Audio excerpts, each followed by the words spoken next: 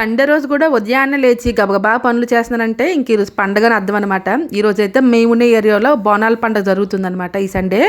అందుకే ఇంక ఉదయాన్నే లేచి ఇంటి ముందు నీట్గా కడుక్కొని ముగ్గులు పెట్టుకొని ద్వారబంధానికి పసుపు రాసి బొట్లు పెట్టి అవన్నీ అయిపోగానే ఇంకా తెలంగాణలో అమ్మవారి పండుగ అయితే ఆంధ్ర స్టైల్లో అమ్మవారికి నేను ప్రసాదం నైవేద్యం పెట్టుకుంటున్నాను. ఇంకా బోనం అంటే అమ్మవారికి భోజనం పెట్టడం అంట, నాకు కూడా ఈ మధ్యన తెలిసింది. అందుకని మన వైపు అయితే ఉపారం పెట్టడం అంటారు కదా, ఇంకా తెలంగాణలో అయితే బోనం పెట్టడం అంటారు. అయితే అమ్మవారికి నేను కూడా బోనం పెట్టుకుందాం కదా అనేసి పప్పు బియ్యం కొంచెం 3 దోసలు పప్పు 3 దోసలు బియ్యం వేసి నీట్గా కడిగి పొయ్యికి నీట్గా పసుపు రాసి బొట్లు పెట్టుకుని కుక్కర్ పెట్టేసి బాగా దండం పెట్టుకున్నాను.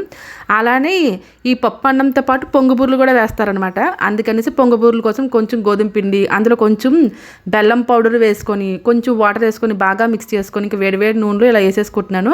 నేను హైదరాబాద్ వచ్చి 13 years అవుతుందనమాట. ప్రతి సంవత్సరం ఇలానే అమ్మవారికి ఉపారం అయితే పెట్టుకుంటాను పొయ్యి పక్కన. ఇంక ఈ డే అంతా ఎలా జరిగిందో పెద్ద వీడియో పెట్టాను, వీలైతే చూడండి. Thanks for watching.